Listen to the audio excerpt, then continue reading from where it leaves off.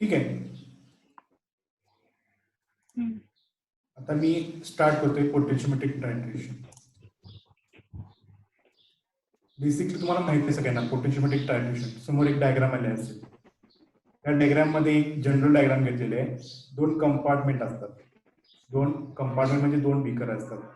ते 2 बीकर एकमेकाला कनेक्ट करण्यासाठी त्याच्यामध्ये एक साल्ट ब्रिज आपण ऍड करतो.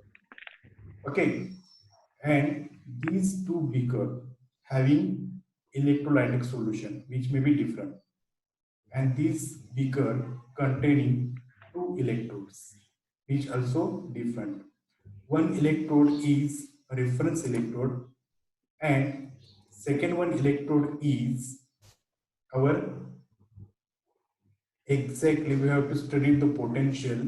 So potential responsible electrode is added in the solution. Then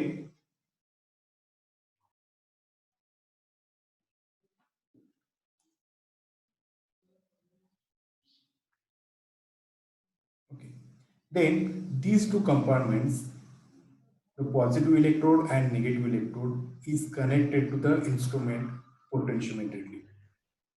This complete cell represented by in the diagram. Then you are very much studied about the potentiometric titration, as well as you are practically, you have done 4 practicals on this instrument.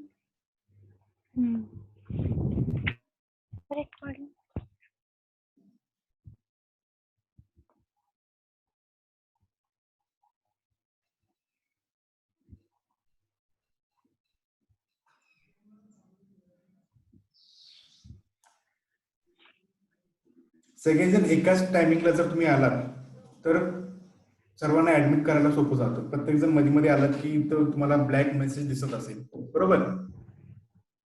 Exactly sharp टायमिंगला सगळेजण हे होत चला. आता मी start करतो बघा. Classical method for locating end point. आता काय एक्झॅक्टली तुम्ही काय करताय, 2 कंपार्टमेंट तुम्हाला तुमच्या मगाशी डायग्राम लक्षात आलेले असेल. त्या डायग्राम मध्ये किंवा त्या 2 कंपार्टमेंट मध्ये काय करताय, तर 2 इलेक्ट्रोड डीप करताय. मग in the potentiometric titration, potential with respect to standard electrode or absolute potential are not usually required, and the measurement are made during the progress of the titration. म्हणजेच काय, आपण हे जे काही टायट्रेशन करतो हे various time interval, various interval of addition of titrant. Titrant म्हणजे काय, जे ब्युरेट म्हणजे सोल्युशन तुम्ही ऍड करताय ते, त्याच्यानुसार आपण टायट्रेशन करतो. आता इथे एक्झॅक्टली काय होतं, एखादा ज्या सोल्युशन मध्ये तुम्ही इलेक्ट्रोड डीप केलेला आहे त्या डीप केलेल्या इलेक्ट्रोडचं पोटेन्शियल चेंज होत राहतं.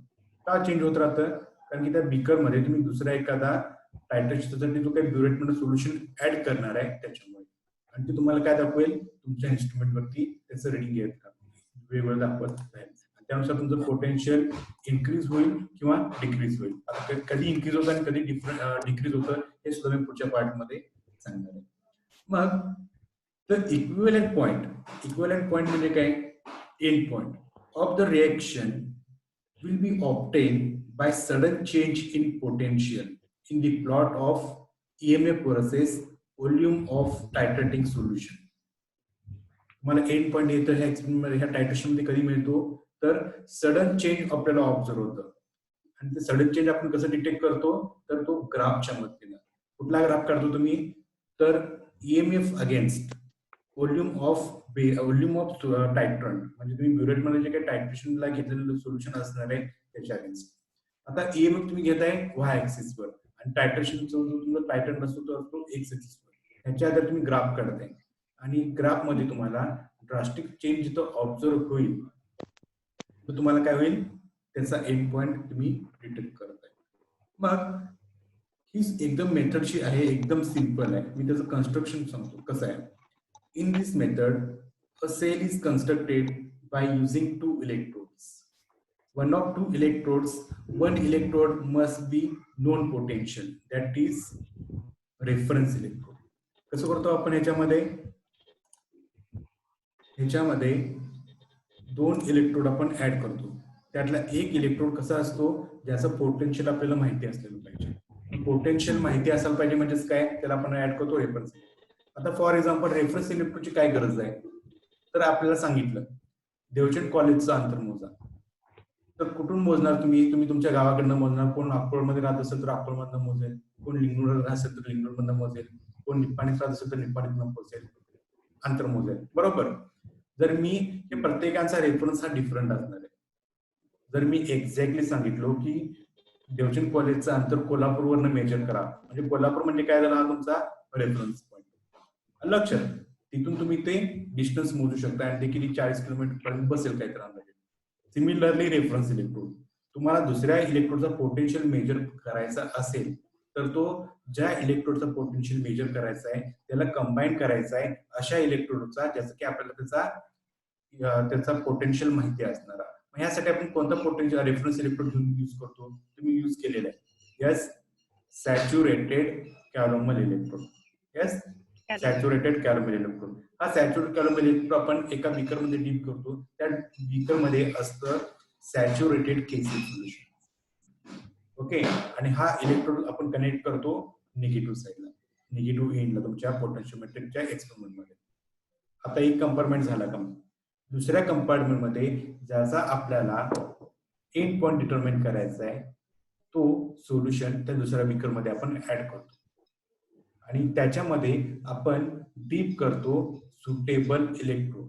आता इलेक्ट्रोड सुटेबल इलेक्ट्रोड म्हणजे काय, जर आपल्याला H+ आयन कॉन्सन्ट्रेशन जर डिटरमाइन करायचं तर आपल्याला क्वीन हायड्रोजन इलेक्ट्रोड यूज करावं लागेल, किंवा हायड्रोजन गॅस इलेक्ट्रोड यूज करावं लागेल, किंवा ग्लास इलेक्ट्रोड यूज करावं लागेल. समजा मी तुझं जर फेरस अमोनियम सल्फेट घेतलं आणि त्याच्यामध्ये मी क्वीन हायड्रोजन पावडर टाकलं तर तो क्वीन हायड्रोजन पावडरचा इलेक्ट्रोड जो होईल प्लॅटिनम टाकल्यानंतर, तर तो क्वीन हायड्रोजन पावडर आणि प्लॅटिनम इलेक्ट्रोड आपल्याला एक्झॅक्ट पोटेन्शियल दाखवणार नाही, कारण की फेरस अमोनियम सल्फेट मध्ये आयन्स असतात Fe+ फेरस, बरोबर, आणि HCl मध्ये असतात H+. क्वीन हायड्रोजन हा H+ ला पोटेन्शियल दाखवतो, Fe+2 ला हे पोटेन्शियल दाखवत नाहीये. त्यामुळे सुटेबल इलेक्ट्रोड आपल्याला तिथं चूज करावं लागेल. आणि हा सुटेबल इलेक्ट्रोड आणि तुमचा रेफरन्स इलेक्ट्रोड कंबाईन करायचा आहे युझिंग सॉल्ट ब्रिज. आणि सॉल्ट ब्रिजनं कंबाईन केला की काय होईल, सॉल्ट ब्रिजनं कंबाईन केला की ती कनेक्शन तयार होईल पूर्ण. आणि हे कनेक्शन कॅलोमल इलेक्ट्रोड निगेटिव्ह साईडला आणि तुमचा जो दुसरा इलेक्ट्रोड ज्याचा आपल्याला मेजर करायचा आहे तो असणार आहे पॉझिटिव्ह साईडला. अशा प्रकारे तो कनेक्शन होईल कम्प्लीट. आणि आता आपल्याला एक रीडिंग तुमचा इन्स्ट्रुमेंट दाखवेल आणि त्या इन्स्ट्रुमेंटवरनं आपण रीडिंग घेत जायचं आहे within a time, within a suitable ml, म्हणजे एखादं एक इन्क्रीमेंट ठरवायचं आपण, 1 ml किंवा 2 ml किंवा 0.5 ml. ह्या सुटेबल इन्क्रीमेंटनं आपण ब्युरेट सोल्युशन जे आहे ते बीकर मध्ये ऍड करत जायचं. कुठपर्यंत ऍड करायचंय, तर जेव्हा आपला स्टार्ट केल्यानंतर त्याचा एंड पॉइंट रिच होऊन जाईल, म्हणजे एंड पॉइंट मध्ये येऊन जाईल, त्याच्यावरती पर्यंत आपण काय करायचंय, टायट्रेट. टायट्रेट म्हणजे ब्युरेट सोल्युशन, लक्षात घ्या. तर ते ऍड करायचंय. After each addition the solution is stirred and EMF is determined. प्रत्येक वेळेला आपल्याला प्रत्येक रिंग घेत असताना ते सोल्युशन स्टर करायचं आहे आणि स्टर केल्यानंतर त्याचा EMF नोट डाऊन करायचा आहे. गडबड करून EMF नोट डाऊन करायचा नाहीये. तर आपल्याला अशा प्रकारे एक ग्राफ येईल.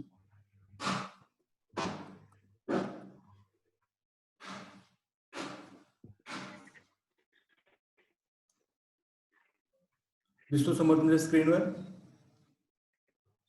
Electromotive force against volume of solution. त्याच्यावरती आपल्याला असे पॉइंट्स मिळतील इन्क्रीजिंग ऑर्डर मध्ये. जेव्हा त्याचा एंड पॉइंट येईल तर एक्झॅक्टली ड्रास्टिक चेंज ऑब्झर्व झाला बघा, सडन चेंज, बरोबर. आणि हे जो सडन चेंज जो असणार आहे तो असणार आहे काय, इक्विव्हॅलेंट पॉइंट, किंवा त्याला आपण म्हणणार आहे एंड पॉइंट. आणि आपण हे जे सोल्युशनचे ऍडिशन केलेले आहे हा एंड पॉइंट किंवा इक्विव्हॅलेंट पॉइंट सुद्धा भरपूर ऍड केलेले आहे, त्यावरतीच आपण एंड पॉइंट डिटरमाइन करू शकतो. आता ही जी मेथड आपण बघितली एंड पॉइंट लोकेट करायची, ती लोकेट करायची एंड पॉइंट कोणती मेथड आहे, क्लासिकल मेथड आहे, बरोबर. मग क्लासिकल मेथड मध्ये लोकेट केलेला एंड पॉइंट आहे तो एक्झॅक्ट एंड पॉइंट दाखवत नाही. समजा एक्झॅक्ट एंड पॉइंट 5 ml असेल तर तुमचा इक्वलंट वेट इक्वलंट पॉइंट तुम्हाला 5.2 किंवा 5.5 किंवा 4.9 4.8च्या नियर अबाउट येईल. काय येईल तर हे जो ग्राफ आहे तो तुम्ही स्वतः हाताने काढताय, बरोबर. मग हे काढत असताना तुमचं स्किल चांगलं असतं, काहींचं स्किल चांगलं नसतं. माझं तरी स्किल अत्यंत खराब आहे, त्यामुळे मी जे माझं इक्वलंट पॉइंट आहे त्याच्या आसपासची रिडिंग घेणार आणि ते काय होईल माझं चुकू शकतं, बरोबर. मग अशा वेळेला जर आपल्याला एक्झॅक्ट एंड पॉइंट लोकेट करायचा असेल तर कोणता करायचा, कशा करायचा, तर त्यासाठी आपण यूज करणार आहे अनालिटिकल मेथड, अनालिटिकल डेरिव्हेटिव्ह. आता ह्याच्यामध्ये परत जो ग्राफ मिळतो तो एक्झॅक्ट एंड पॉइंट मिळतो. आता तुम्हाला लक्षात येईल, तुम्ही प्रॅक्टिकल मध्ये करत असताना आता तुम्ही ग्राफ काढला होता अशा प्रकारचं तुम्हाला आलं होतं आणि त्याच्यालाच परत अटॅच दुसरा एक पार्ट होता, दुसरा एक ग्राफ होता, त्याच्यामध्ये तुम्हाला एक्झॅक्ट असं होतं, बरोबर आहे. the ratio of delta E divided by delta V against volume of solution. इथं जो तुम्हाला इक्विव्हॅलंट पॉइंट मिळतो तो एक्झॅक्टच येतो. म्हणजे 5 ml यायचा आहे ना तर 5 ml लाच येणार, 5.1 कधी येणार नाही किंवा 4.9 सुद्धा येणार नाही. ह्या मेथडनं तुम्हाला जो काय एंड पॉइंट मिळेल तो असणार आहे एक्झॅक्ट एंड पॉइंट. समजते काय हे याच्यामध्ये फर्स्ट डेरिव्हेटिव्ह मेथड म्हणजे तुम्हाला माहित आहे मॅथमॅटिकल कन्सेप्ट आहे. ऍडजसंट जो काही तुमचे काही ऍडजसंट असतात एकमेकाच्या आजूबाजूला त्या दोघांचा जो काय सबस्ट्रॅक्शन असेल, मायनस असेल, जी व्हॅल्यू मिळत असेल तो म्हणजे तुमचा डेरिव्हेटिव्ह असतो. आणि इंटिग्रेशन म्हणजे काय, पहिला आणि शेवटचा जो असतो त्या सर्वांची सम म्हणजे इंटिग्रेशन असतो मॅथमॅटिक्स मध्ये. आता डेरिव्हेटिव्ह मध्ये जर बघितला डेल्टा ई म्हणजे काय, तुम्हाला 1 ml ऍड केल्यानंतर एक ईएमएल म्हणजे रिडिंग दाखवलं होतं, इन्स्ट्रुमेंट तुम्ही नोट डाऊन केला. 2 ml ऍड केल्यानंतर एक instrument reading down reading note down केला होता. आता 2 ml सोल्युशन ऍड केल्यानंतर जे रिडिंग आलं होतं त्यातनं 1 ml सोल्युशन ऍड केल्यानंतर जे रिडिंग येईल, जे उत्तर येईल ते म्हणजे तुमचा डेल्टा डिफरन्स ऍडजस्टंट. आणि डेल्टा बी म्हणजे काय, सिमिलर. 2 ml चा रिडिंग मधनं 2 ml ऍड केला होता व्हॉल्यूम त्याचा, त्यातनं सुरुवातीला 1 ml ऍड केलं काय होतं 2 वजा 1 जे येईल ते म्हणजे 1. आणि हे तुमचं असणार आहे ह्याचा रेशो म्हणजे डेल्टा ई अपॉन डेल्टा बी. ह्याचा व्हॉल्यूम ऑफ सोल्युशन म्हणजे पहिल्यांदा 1 ml ऍड केला, मग 2 ml केला, मग 3 ml केला, मग 4 ml केला, 4 नंतर 5 ml, 4.2, 4.4, 4.6, 4.8, 5, 5.2 असं करत 6 पण गेला आणि 6, 7, 8 अशी तुम्ही रिडिंग घेतला होता, राईट. ह्याच्यामध्ये जो काही तुम्हाला हा ग्राफ मिळेल तो तुम्हाला दाखवेल काय, exactly correct end point of the direction. आता परत सेकंड डेरिव्हेटिव्ह मेथड सुद्धा काय आहे बघा, अशामध्ये सुद्धा जो आपल्याला एंड पॉइंट मिळतो तो अगदी परफेक्ट मिळतो. ह्याच्यामध्ये आपण जे तुम्ही रिडिंग घेतला होता डेल्टा ई आणि डेल्टा बी, आता तुम्हाला माहिती आहे डेल्टा ई कसं काढायचा, डेल्टा बी कसं काढायचा, त्याचा स्क्वेअर करायचा आहे डेल्टा ईचा आणि डेल्टा बीचा स्क्वेअर करायचा आहे आणि ह्याचा रेशो घ्यायचा आहे. तर तुम्हाला अशा प्रकारे ग्राफ मिळेल आणि ह्या ग्राफचा जो एक्झॅक्टली जो सेंटर दिसेल तो असणार तुमचा काय इक्विव्हॅलंट पॉइंट. ह्या मेथडने सुद्धा जर तुम्ही प्रॅक्टिस म्हणून जर केला तुमच्या जर्नल मध्ये बघून तर तुम्हाला एक्झॅक्टली एंड पॉइंट मिळू शकतो. Okay, this is the general method as well as analytical method. मग आता आपण ह्याच्यामध्ये 3 प्रकारचे टायट्रेशन बघणार आहे. Acid based titration. आता ऍसिड बेस्ड टायट्रेशन म्हणजे काय, ऍसिड मध्ये ठराविक अंतरानं बेसची ऍडिशन करत जाल तर काही वेळानं तो ऍसिड बेसला पूर्ण न्यूट्रलाइज होईल, बरोबर. म्हणजे आता ऍसिडचा पीएच जो आहे त्याच्यामध्ये ऍसिडचा पीएच कसा असतो 1 ते 7च्या आत असतो, 7ला न्यूट्रल असतो आणि 7च्या पुढं 8 पासून परत बेस सुरू होतो. जेव्हा तुम्ही बेस ऍड करत जाल तसं तसं पीएच काय व्हायला लागेल, इन्क्रीज व्हायला लागेल आणि 7ला आलं की न्यूट्रल होतो. त्याच्यानंतर 7च्या पुढे म्हणजे 7.1च्या पुढे परत काय होतो, तो बेसिक व्हायला लागतो.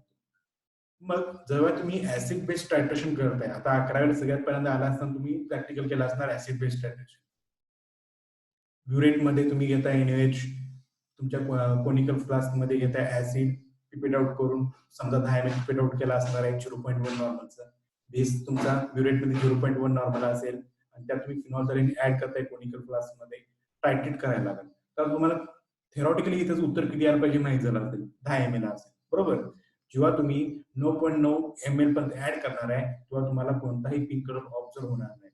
पण 10 ml चा ड्रॉप म्हणजे 0.1 चा ड्रॉप जेव्हा तुम्ही ऍड करताय तेव्हा पिंक कलर ऑब्झर्व होईल. आणि हा पिंक कलर कशामुळे असणार आहे, सॉरी पिंक कलर नाही, एक्झॅक्टली न्यूट्रलाइज होईल. जर एक्सेस असेल किंवा फेंट पिंक कलर सुद्धा आलेला असतो काही वेळेला, तर तो जेव्हा तुम्ही 10.1 टाकणार आहे तेव्हा लक्षात घेईल की तो पूर्ण कम्प्लिटली न्यूट्रलाइज झालेला असणार आहे. आणि अशा प्रकारे तुम्ही ऍसिड बेस टाकू शकता. मग हे करण्यासाठी आपण सिंपल मेथड असताना पोटेन्शियोमेट्रिक मेथड का करायचे हे मी पहिला इंट्रोडक्शन मध्ये आधीच सांगितलेलं आहे. प्रत्येकाची काही नजर असणार आहे ती, किंवा प्रत्येकाचं जे काही स्किल असणार आहे ते डिफरंट असतं. त्यामुळे काही वेळेला आपल्या प्रॅक्टिकली एरर्स राहू शकतात. आणि केमिस्ट्रीमध्ये एरर्स जितक्या मिनिमाइज करता येईल तितकं चांगलं असतं जेव्हा तुम्ही इंडस्ट्रीमध्ये जॉब करता त्यावेळेला. ठीक आहे. त्यामुळे आता इथे परत बघूया आपण ऍसिड बेस्ड टायट्रेशन. आता ऍसिड बेस्ड टायट्रेशन आपल्याला प्रॅक्टिकल होतं पोटेन्शियोमेट्रिक फर्स्ट. त्यामुळे तुम्हाला प्रोसिजर जर आठवला तर तुम्हाला लक्षात येईल काय होते प्रोसिजर मध्ये. इन बीकर, तुम्ही एका बीकर मध्ये डिफाइनेड व्हॉल्यूम ऑफ ऍसिड घेताय. आता तुम्हाला मी एक्झॅक्टली सांगितलं, तुम्ही 10 ml ऍसिड सोल्युशन घेताय फ्रॉम ब्युरेट. तुम्ही तुमच्या ब्युरेट मध्ये बेस भरताय. बेस भरल्यानंतर तुम्ही काय करताय, सेल कन्स्ट्रक्ट करताय. लेफ्ट साइडचा जो बीकर होता त्यात कॅरोमल इलेक्ट्रोड डीप करताय. राईट साइडला जो तुमचा बीकर होता त्याच्यामध्ये ऍसिड 10 ml घेतलेले आहे आणि त्यात प्लॅटिनम इलेक्ट्रोड डीप केलेलं आहे. क्वीन हायड्रोजन पावडर टाकलेला आहे आणि चांगलं स्टर करून प्लॅटिनम इलेक्ट्रोड पॉझिटिव्हला कनेक्ट केलेला आहे आणि कॅरोमल इलेक्ट्रोड निगेटिव्हला कनेक्ट केलेला आहे. आणि आता तुम्हाला एक रिडिंग, तो पोटेन्शियोमेट्रिक तुम्हाला रिडिंग दाखवेल. ती रिडिंग ऍड करत लिहून घेता तुमच्या जर्नलमध्ये 0 ml ला. त्याच्यानंतर 1 ml ऍडिशन करताय. 1 ml ऍडिशन केल्यानंतर तुम्हाला अशा प्रकारे तुमची डायग्राम दिसेल. 1 ml ऍडिशन करत जाल तसं तसं तुम्ही तुमचा जो काही हा असणार आहे ईएमएफ तो 1 ml ऍड केल्यानंतर थोडासा 0 ml असताना कमी झालेला दिसेल. त्याच्यानंतर 2 ml, त्याच्यानंतर 3 ml ला थोडासा कमी ईएमएफ होत जाईल. 4 ml ला कमी होत जाईल. 5 ml कमी होत जाईल. जर ते विचारात घेतलात, नॉर्मॅलिटी ऍसिडची नॉर्मॅलिटी होती 0.1. ऍसिडची नॉर्मॅलिटी होती किती, 0.1 आणि बेसची नॉर्मॅलिटी होती 0.2. ह्याचा अर्थ काय, तुम्हाला जे थेरॉटिकल उत्तर कितीला येत होतं तुमच्या जर्नलमध्ये 5 ml. N1V1 जर तुम्ही कॅल्क्युलेट केला तर 5 ml येतं. त्यामुळे तो ईएमएफ कमी कमी होत जाईल. जेव्हा 5 ml तुमच्या ब्युरेट मधनं NaOH पडलं जाईल त्या बीकर मध्ये तेव्हा तुमचा ईएमएफ सडनली चेंज होईल. एकदम जिथं हाय होता तिथं एकदमच कमी होईल आणि त्याच्यानंतर परत तुम्ही ऍडिशन कराल तसं हळूहळू कमी होत जाईल. हा जो फरक आहे त्या फरकानुसार तुम्हाला समजलं पाहिजे की इथं आपला बहुतेक इक्विव्हॅलंट पॉइंट आहे. आणि हा जो ग्राफ तुमच्या स्क्रीनवर दिसत असेल तो क्लासिकल मेथडने केलेला आहे. ह्याच्यामध्ये एक्झॅक्टली उभी लाईन कधी कुणाची येत नाहीये. तुम्ही जर कुणाचंही जर्नल बघितलं तुमच्या मित्रमैत्रिणींचं तर एक्झॅक्टली येत नाहीये. तरी पण स्किलवर डिपेंड आहे, तुम्ही ते आणताय 5 ml. ऍक्च्युअली तो येत नसतो. तुम्ही 5 ml आणल्यामुळे ते 5 ml, मग सगळे चेक करणारे पण म्हणतात हा बरोबर आहे बरोबर आहे. ठीक आहे. तर जेव्हा तुम्ही दुसरा ग्राफ काढताय तर तुम्हाला त्याचा एक्झॅक्ट ग्राफ असा मिळतो आणि अशा प्रकारे तुम्हाला त्याचा इक्विव्हॅलंट पॉइंट डिटरमाइन करू शकतो. कशामध्ये, तर delta E upon delta phi versus volume of base add करताना तुम्हाला एक्झॅक्ट इक्विव्हॅलंट पॉइंट मिळेल. हा जो दुसरा ग्राफ आहे तो मोर करेक्ट असतो, तो अनालिटिकल मेथड मध्ये, आणि जो पहिला होता तो कोणता आहे, क्लासिकल मेथड आहे. ठीक आहे. आता पुढचा जो पार्ट आहे, पुढची जी टायट्रेशन आहे ती टायट्रेशन आहे रेडॉक्स टायट्रेशन. आता जर तुम्ही आठवलात तर तुम्ही 4 नंबरला जो पोटेन्शियोमीटरचा एक्सपेरिमेंट केलाय तो आहे redox titration, oxidation and reduction reaction. काय असतं परत मी तुम्हाला थोडस आठवण करून देतो.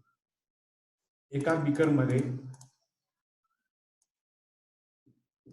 तुम्हाला स्क्रीनवर दिसत असेल आता लेफ्ट साइडला जो काय बीकर आहे त्यामध्ये असतं सॅच्युरेटेड कार्बन इलेक्ट्रोड आणि तो जोडतो तुम्ही निगेटिव्ह साइडला. त्याच्यामध्ये असतं सॅच्युरेटेड केसीएल सोल्युशन. हे दोन बीकर सॉल्ट ब्रिजने कनेक्ट करणार आहे. उजव्या साइडला जो काही बीकर आहे त्यात असतं 10 ml फेरस सल्फेट सोल्युशन आणि त्यात तुम्ही इलेक्ट्रोड डीप करताय प्लॅटिनम इलेक्ट्रोड. तुमच्या माहितीसाठी सांगतो की ह्यात फेरस सल्फेट मध्ये तुम्ही अजून एक टेस्ट डायल्यूट सल्फ्युरिक ऍसिड सुद्धा ऍड करताय. लक्षात. त्याच्यानंतर आपलं जे काही सेल कन्स्ट्रक्शन होईल हे तुमच्या इथे स्क्रीनवर दिसत असेल, cell representation. Negative saturated calomel electrode, salt bridge, Fe2+, Fe3+, platinum plus. आता Fe2+ आणि Fe3+ का? तर तुमच्या कंपाऊंड मध्ये तुम्ही घेतलाय काय? फेरस सल्फेट, बरोबर आहे ना? तुम्ही घेतलाय काय? Ferrous sulphate. जेव्हा तुम्ही ह्याच्यामध्ये पोटॅशियम डायक्रोमेट ऍड करताय तेव्हा फेरस सल्फेटचं ऑक्सिडेशन होतं Fe+3, बरोबर. परत काही वेळानंतर त्याचं रिडक्शन होतं Fe2+ मध्ये, Fe2+, Fe3+, Fe3+, Fe2+, असं ह्याच्यामध्ये रेडॉक्स होत राहतं. ऑक्सिडेशन आणि रिडक्शन रिएक्शन एका वेळेला होतं, त्याला आपण म्हणतो रेडॉक्स. आणि ह्याच्यानंतर जे मुवमेंट ऑफ इलेक्ट्रॉन्स होतात ते इलेक्ट्रॉन्स प्लॅटिनम कॅच करतो आणि तो देतो कुणाला?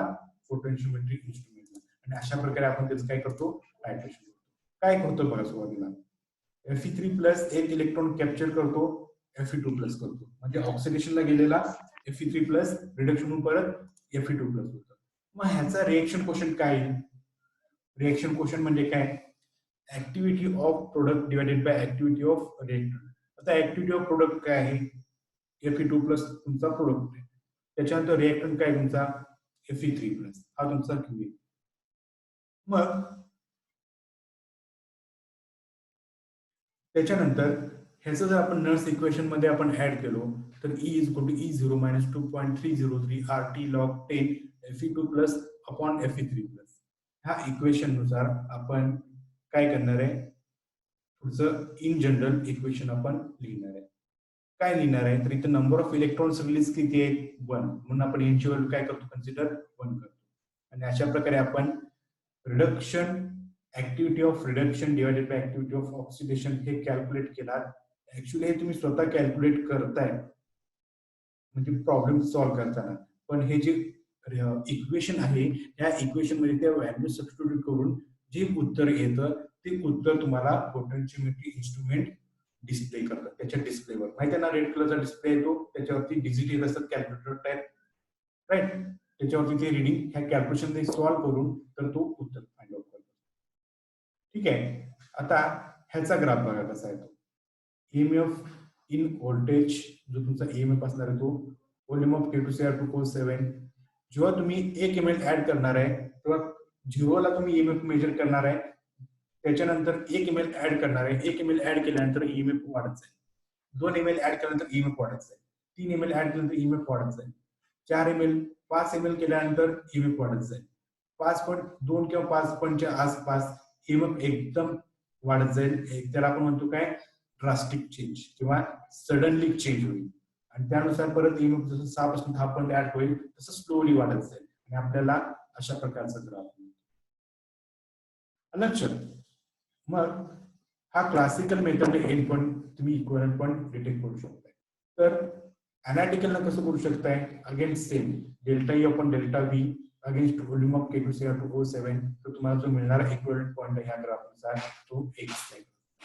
आणि हे तुम्ही एक्सपेरिमेंटली करून सुद्धा बघितलेला आहे, जो 4 नंबरला तुम्ही शिकलाय. ठीक आहे.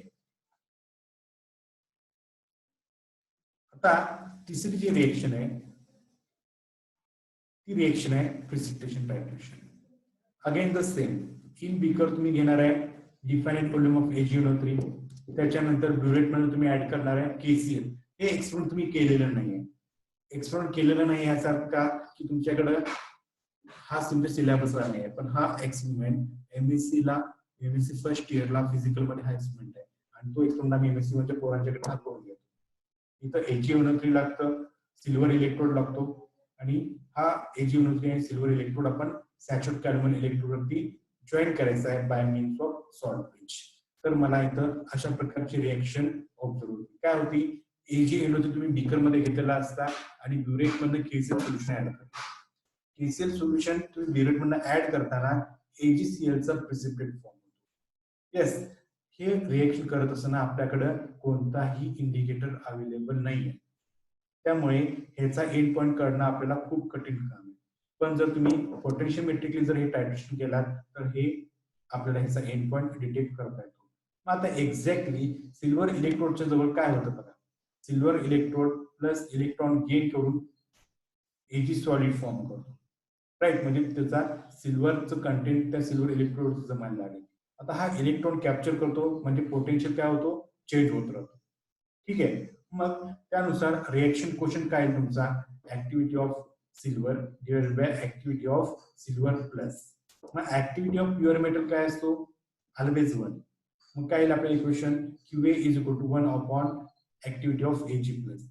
हे इक्वेशन आपण नर्स इक्वेशन मध्ये सबस्टिट्यूट केलो तर आपल्याला मिळेल EMF of AG is equal to standard EMF of AG minus 0.0591 divided by N. आता 0.0591 व्हॅल्यू कधी आली, at 298 केल्विनला 2.303 into R into T.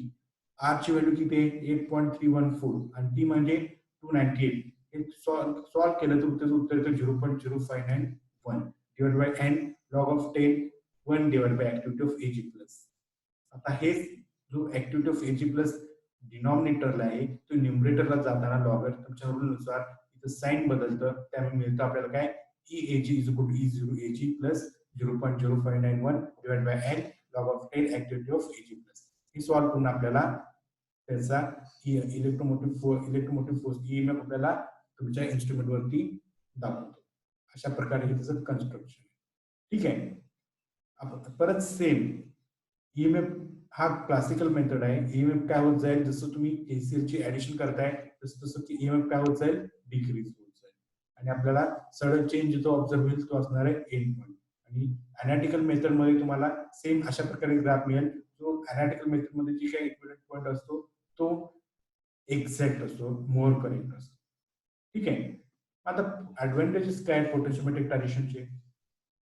पोटेन्शियोमेट्रिक आपण मेथड ही डायल्यूट सोल्युशन असताना सुद्धा यूज करतो.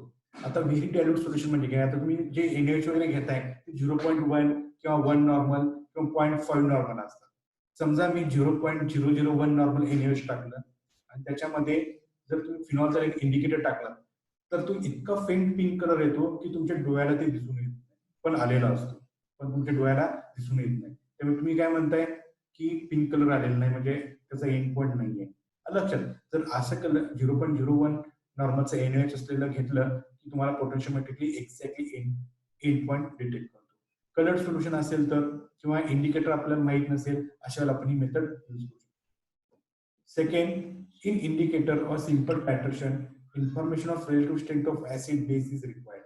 आता आपण जे टायट्रेशन करतो इंडिकेटर मेथड किंवा आपण सिंपल मेथडला, जर आपल्याला 0.1 ऍसिड दिले 0.1 बेस दिले तरच तुम्ही कॅल्क्युलेट करू शकता N1 B1 N2 end point किती आला पाहिजे. समजा मी सांगितलं हे NaOH आणि बेस आहे, त्याचा एंड पॉइंट काढा म्हणजे तुम्हाला काढता येईल का, थेरॉटिकली तुम्ही थोडस लडखळतच जाणार आहे, अडखळतच जाणार आहे एंड पॉइंट डिटेक्ट करायला. पण इथं पोटेन्शियोमेट्रिकना याची काही गरज नाही. 0.1 द्या किंवा 0.1 आपल्याला माहिती पाहिजे असं काही नाही. तिसरं, पोटेन्शियोमेट्रिक ॲपरेटस इज ऑटोमॅटिक. तुम्हाला नर्स इक्वेशन मध्ये व्हॅल्यू टाकून कॅल्क्युलेट करावं लागत नाही, तो स्वतः कॅल्क्युलेट करतो आणि आपल्याला उत्तर देतो. त्याच्यानंतर this method can be use in the titration of polybasic acid, mixture of strong acid, weak acid with base. जो तुम्ही सेकंड ह्याच्यामध्ये बघताय स्ट्रॉंग ऍसिड, वीक ऍसिड, जे तुम्ही कंडक्टोमेट्रिकने एक्सप्लेन केला होता तोच एक्सप्लेन तुम्ही पोटेन्शियोमेट्रिकने सुद्धा यूज करताय. आणि पॉलिबेसिक ऍसिड म्हणजे काय, इथं तुम्ही ऑक्झॅलिक ऍसिड करू शकताय किंवा ज्यामध्ये 2 सीओएच ग्रुप असणारे कंपाऊंड असतील असे सुद्धा तुम्ही डिटेक्ट करू शकता एंड पॉइंट. आणि आपण रेडॉक्स टायट्रेशन मध्ये सुद्धा यूज करू शकतो, ज्याच्यामध्ये आपला इंडिकेटर माहित नाही अशा सुद्धा एंड पॉइंट आपण डिटेक्ट करू शकतो. These are the advantages of potentiometric experiment. आणि आपण शेवटचं बघितलं तर कॉम्प्लेक्सोमेट्रिक, जो AgCl कॉम्प्लेक्स फॉर्म झाला होता त्याचं सुद्धा आपण टायट्रेशन करू शकतो. आता बेसिक सर्किट डायग्राम ऑफ पोटेन्शियोमेट्री. आता तुम्हाला आता आठवत आहे का बघा, तुम्ही स्टँडर्डाइज करताय पोटेन्शियोमेट्री राईट, तर 1.018 लाच काय अटॅच हे करताय ऍडजस्ट करताय. तर पहिल्यांदा हा इन्स्ट्रुमेंट स्टँडर्डाइज करावा लागतो. स्टँडर्डाइज करताना काय करायचं आहे एक्झॅक्टली, तर मी तुम्हाला काय करतो, थोडस माझ्याकडे आता वेळ फक्त 1 मिनिट आहे, 1.5 मिनिट आहे, त्याच्यात मी सांगतोय फास्टली. तर ह्याच्यामध्ये हा जो 2 वे की आहे तो स्टँडर्ड सेलकडे शिफ्ट करायचा. त्याच्यानंतर ही टॅपिंग की प्रेस करायची. त्याच्यानंतर जो तुमचा हा जॉकी आहे जॉकी तो D1 पॉइंट वरती कॉन्स्टंट ठेवायचा. त्याच्यानंतर हा जो बी आहे इथनं जो काही पॉइंटर आहे व्हेरिएबल रेजिस्टन्स वरनं मूव्ह करत जायचं आहे. कुठपर्यंत मूव्ह करायचं आहे? जेव्हा galvanometer shows zero null point किंवा झिरो डिफ्लेक्शन. आता हा झाला तुमचं काय 1.018 ला ऍडजस्ट झाला. ओके, नंतर काय करायचंय, हा टू वे की सेल जो आहे तुमचा त्याला शिफ्ट करायचा. तुम्ही तो नॉब वर खाली करत होता, लक्षात घ्या. त्याच्यानंतर हा व्हेरिएबल रेजिस्टन्स कॉन्स्टंट ठेवायचा आहे, हलवायचं नाही अजिबात. आता काय करायचं आहे, हा तुमचा जॉकी आहे तो D1 पॉईंट पासून D2 पॉईंट पर्यंत ऍडजस्ट करायचा आहे. D2 पॉईंट म्हणजेच कोणता, परत हा तुमचा गॅल्व्हनोमीटर काय दाखवायला पाहिजे, झिरो किंवा नन डिफ्लेक्शन. जेव्हा तो झिरो दाखवेल ते असणार आहे काय, त्या तुमच्या सेलचा इलेक्ट्रोमोटिव्ह फोर्स किंवा त्या सेलचा असणार आहे EMF. त्यासाठी आपण तो ऍडजस्ट करतो कितीला, 1.018 volt. This is the basic circuit diagram of potential. हे ऑटोमॅटिक आहे, हे सगळं फुल्ली ऑटोमॅटिक कोण करतं, तर तुमचा इन्स्ट्रुमेंट करतो. ठीक आहे, इथं आपला हा टॉपिक संपतो.